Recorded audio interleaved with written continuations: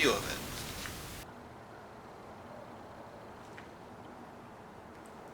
Well, I don't want to do it with you around.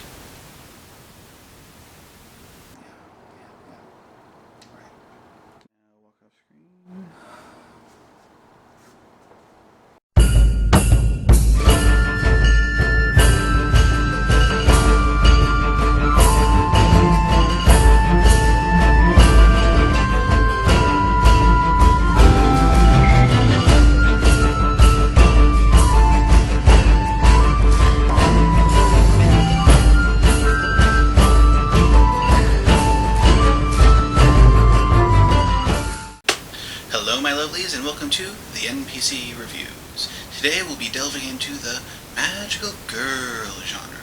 While there are iterations on the genre, such as cute witch or magical girl warrior, at its basic level a magical girl is a girl who receives magical powers that both better and makes trouble for her life. Striving for love, friendship, justice, etc. usually comes after, often at the behest of the force granting their magic. Now Japan was the birthplace of the magical girl, and where it holds the most sway. This is not to say that the West does not have its own examples of the genre.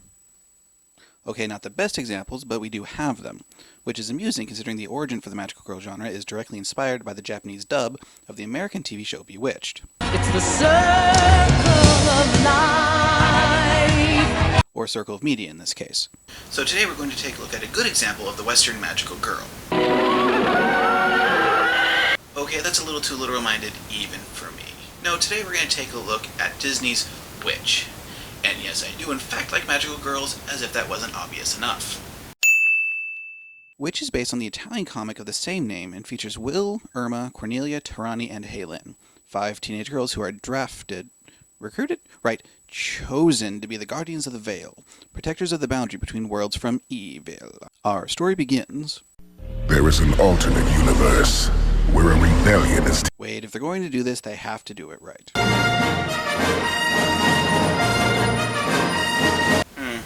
Maybe I've been doing too many Star Wars references. What's this? Guess we'll just have to find out.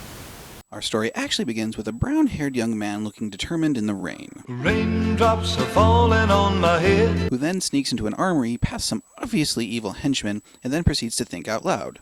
Phobos steals our weapons to use against us. Aldarn's father made this bow. After noticeably stealing some stuff, the guards are alerted and move on his position.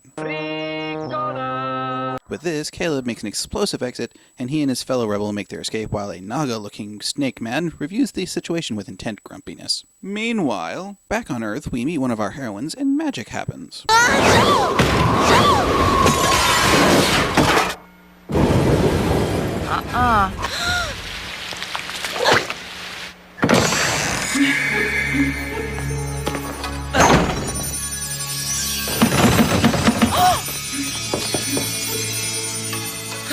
Grandma, I sneezed and totally trashed my room.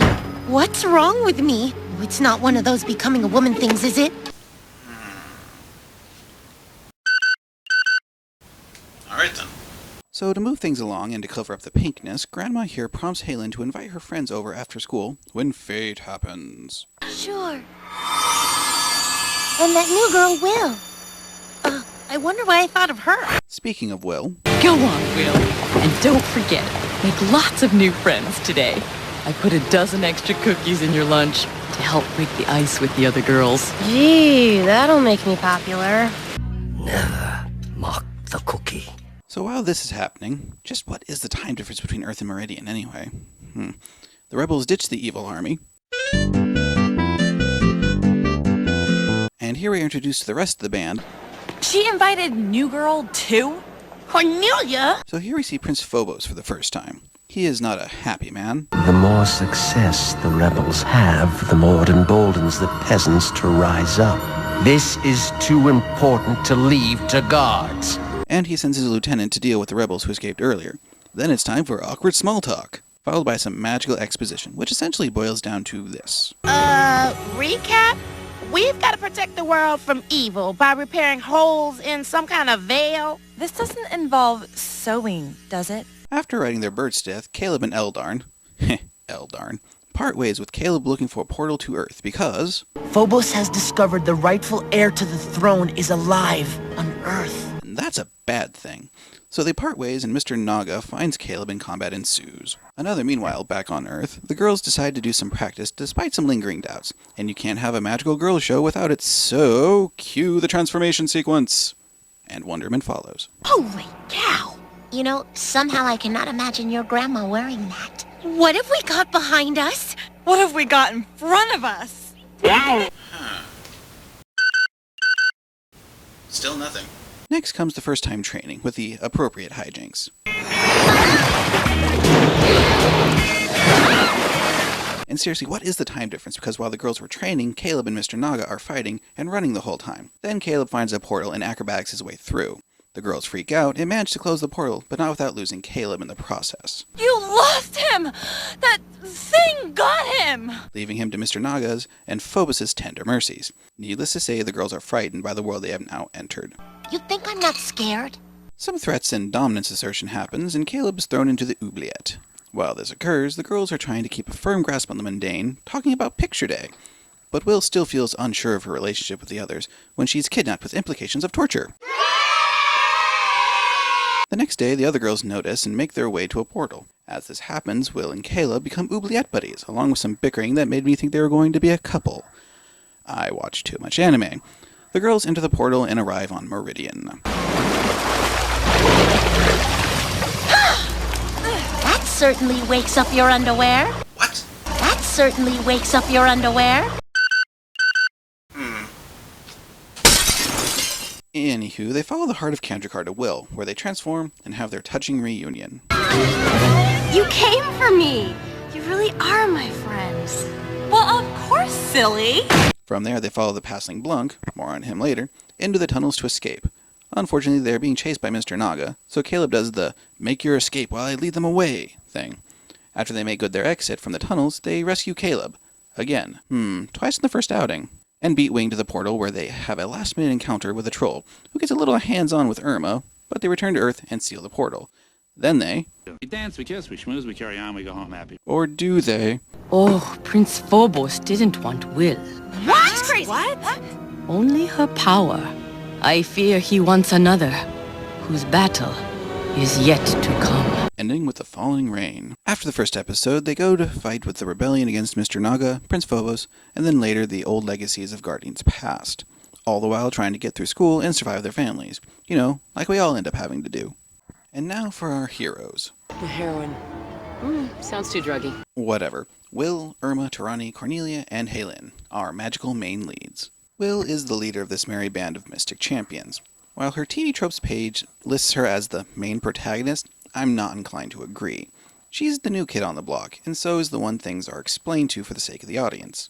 It functions more for narrative expedience rather than as an indicator of overall importance. But that's just my opinion. Anyway, as for her role as the leader, she is chosen by the heart of Kandrakar. However, in this case it was more a matter of choosing the best person for the job, rather than fate saying so. Because shortly after becoming the leader, she proves herself an adept tactician, and over the course of this series, shows she is a capable strategist as well. As for combat, she wields the heart, and has little direct offensive capabilities at the start. She's more the mage of the group, which when each of the girls uses magic is kind of a not clear statement. She is the one who seals portals, makes duplicates, and has other utility effects. As for her other traits, she has a hint of tomboyishness and tends to be a bit hot-blooded, but that is mostly reserved for her parents, any potential suitors thereof, and once with her boyfriend. Next we have Irma, our guardian of water. She is the jokester of the group. She's usually with a quip or silly comment on hand, and is the group's specialist when it comes to snark. All of the girls snark, and snark hard at times, but she is the one who makes it an art. Of all the girls, she is the one who jumped at the call to adventure, and is the most enthusiastic at the beginning despite moments of fear. It helped her get through, though. On her listings, she is listed as the big guy, and I have to wonder why. Unless it's a crack about her weight, not cool, and only really applicable in the comic depending on the artist. Moving on. Next in the acronym is Tarani, Guardian of Fire. She is the bookish smart girl of the group, who starts out rather timid. She's even afraid of her element at first, which of course impacts her ability to aim. But she grows and gets past it, even becoming the sometimes second in command of the group when Will is otherwise not available.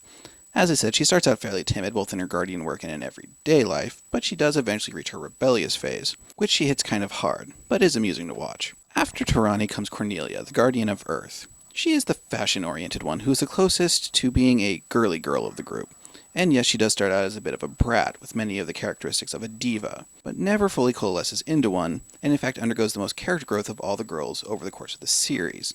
As for group interactions, she's prone to butting heads with Irma. Well, they're both stubborn, and Irma knows how to push buttons.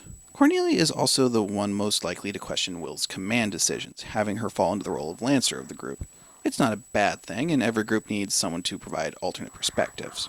Then there's Hei Lin, the bubbly guardian of air. She's an artist and designer. She's listed as the Kid Appeal character. She is a Cloud Cuckoo lander, which results in some sometimes silly and interesting perspectives. And in an all-girl band, you can't really have the chick, so I guess it makes sense. I'll allow it. What's more defining about her character, though, besides her landeriness, is the fact that she's the one who's most comfortable with herself. This, I think, makes her more emotionally strong, and makes the heart wrenches she undergoes later much more poignant. One of the things I find most interesting about them as a group is not their magic, although they do pull off the fairy look quite well, but the fact that each is a different kind of girl. Each has their own hobbies and interests, and is a distinct character from one another. This is significant both narratively and for audience appeal.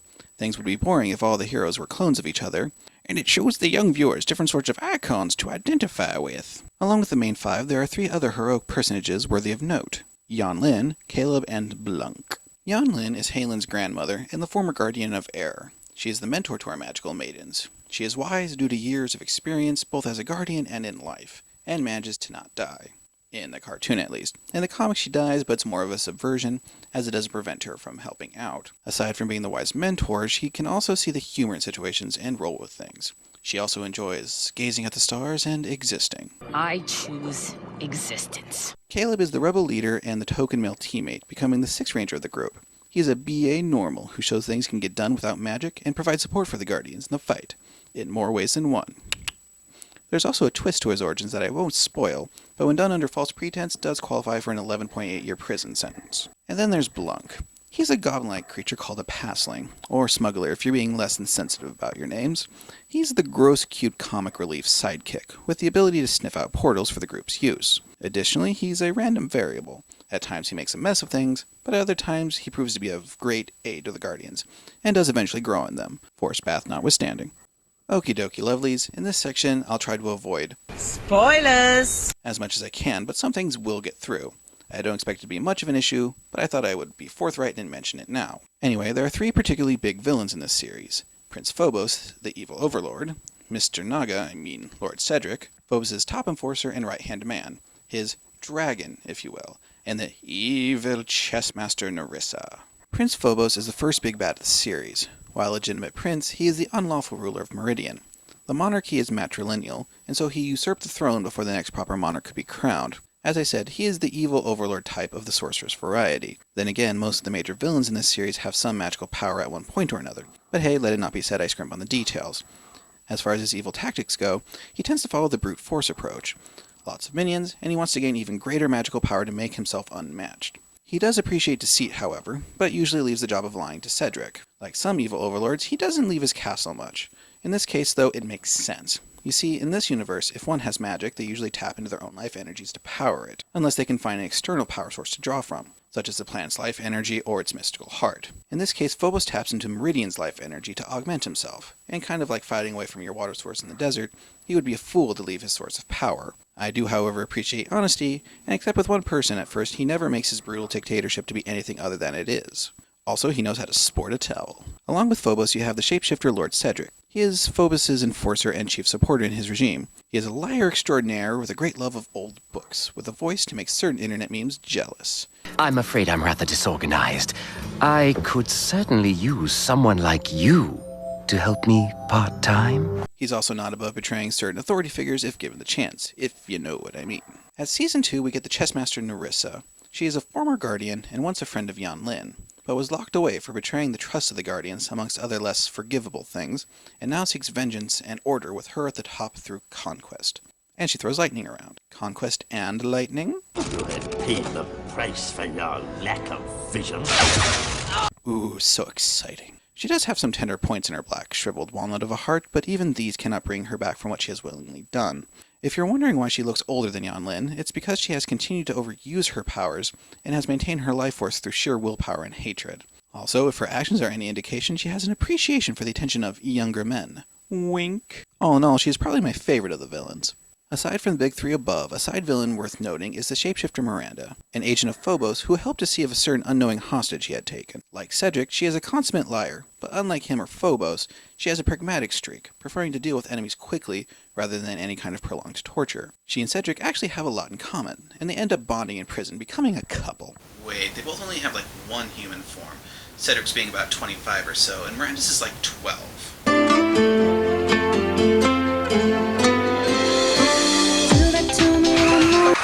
No, not touching that one. Move along. Move along. Oh, my love. My lunch. Ew! On the technical side of things, the animation gets a solid passing grade. It looks good, the character designs keep to the comics for the most part, with what changes they did make being acceptable, and there's little observable change in the animation when they change studios between seasons. The sound, however, is, well, I wouldn't say mixed bag as much as yes and no when it comes to how good it is. Or is that the definition of mixed bag? You see, the voice acting in the series is good. Really good, in fact. You have well-known such as Stephen Blum, Cassie Soucy, and D. Bradley Baker lending their talents to the show, and most of the other characters are voiced by Nickelodeon Cartoon Network veterans. They even let Jason Marsden sing.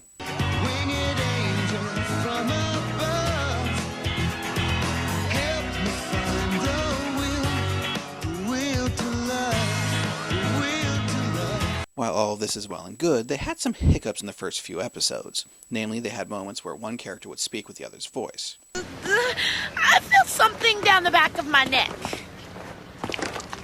You promise not to freak if I tell you what it is? I don't know how that slipped through, but luckily it doesn't last long and it never happens again. Then there's a theme song. Sigh. Just to get it out of the way, the European theme song is not bad, but not really good. There's only so many times one can listen to the witch pun and call it good. Even for me. No, the big theme song issue is with the American opening. For the first half of the season, the theme song sounded like this.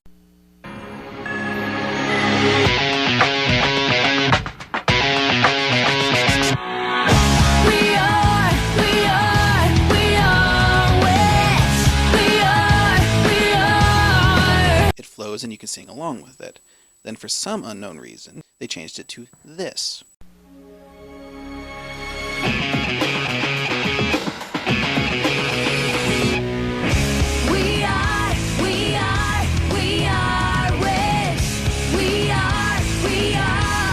It's jarring and halting and just unpleasant to listen to. So it went from this. There is a place where darkness reigns. We've got the power to fight back. We save the day, united by this one. To this. There is a place where darkness reigns. We got the power to fight back. We save the day, united by this one. Honestly, it sounds like someone did a bad spoken word version of the song and then tried to reapply music to it. William Shatner wouldn't touch that thing. In fact, I'd rather listen to a spoken word version of the theme song by William Shatner than listen to what they changed the song into. We are which we are. There is a place where darkness reigns. We have the power to fight back. We save the day, united, 5 as 1. Oh yeah, I went there. Which has 2 seasons, and over the course of them, the girls hop between Earth and Meridian while visiting other worlds, including Kandrakar. Kandrakar exists? I thought it was just a magical brand name. Overall, both seasons are solid in their story, with Season 2 being the tighter season. The first season is kind of a work quietly and delay between the heroes and villains, while Season 2 turns into an all-out chess match. This is due in no small part to the Greg Weisman effect, as he was the series showrunner at the time. Considering Greg Weisman was there, I'm surprised Keith David is nowhere to be heard. Mom and Dad cut you off, huh, Playboy? I don't answer to you, Udina. Why don't you go to your office and think about that for a while? If someone like him can love, perhaps there still is hope for this world. Then again, they probably didn't want to melt the brain of their target demographic. One of the other things I like about the show, besides the fact that a lot of the ogre-looking things aren't automatically evil, just forced into the role, is that there is a shifting status quo. Because, you know, life happens. Besides there being an overarching plot, relationships begin, grow, change. Some people enter their lives while others leave, and the school drama is professionally not the biggest drama in the world. There are only 2 particular narrative issues I have with the show. First is the exposition dump that the girls get in episode 1. I realize the girls, and thus the audience, needed to be given a lot of information quickly. I just think the way they did it was kind of clunky and could have been handled better. Then again, I'm not a professional, so it's just my opinion. The second narrative issue is the relationship between Cornelia and Elion Brown. namely they're best friends, but we get told that more than we see it, and that makes their whole situation in story less easy to get behind. I don't think it breaks the story by any means, but it does stand out. I was just thinking, in a lot of these kinds of shows where you have children saving the world, you don't really delve into the stress it places on the heroes, and never have people who should notice it noticing it. I'd like to see a counselor or someone notice it, and question the unknowing parents about it. Mrs. Van Dome, I have the results of Will's evaluation here, and it's not good. What's wrong? After talking with Will and checking a few sources, it's clear to me that your daughter has more stress than a soldier who spent 2 years in the sandbox, or a cop who spent 5 years in the Detroit Police Department. Just what has your daughter been doing? I thought so. Now for a bit of bad news. You see, the end of the second season had this big battle where the girls reached new heights and new lows, and at the end it was practically poking you in the head, saying, Hey, there's gonna be a season 3. Hey.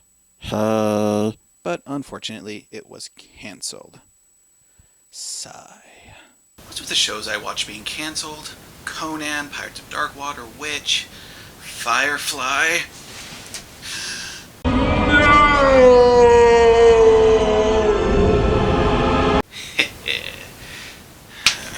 Yeah, cancelled. But 2 isn't bad, even if it did promise more. And the comic finished itself with the proper ending, so it's not an entire loss, I guess.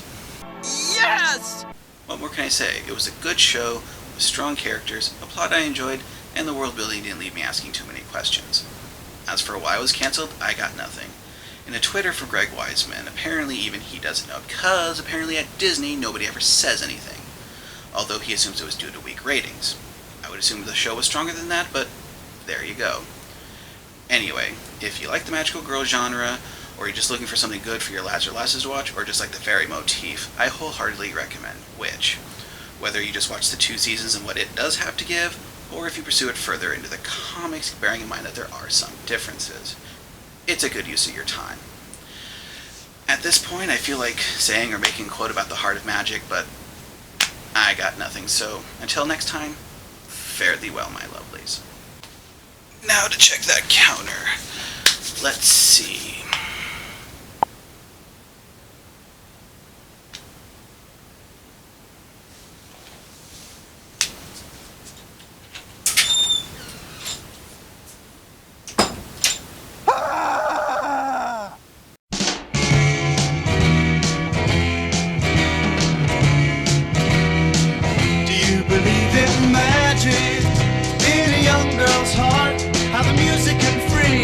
Whenever it starts and it's magic, if the music is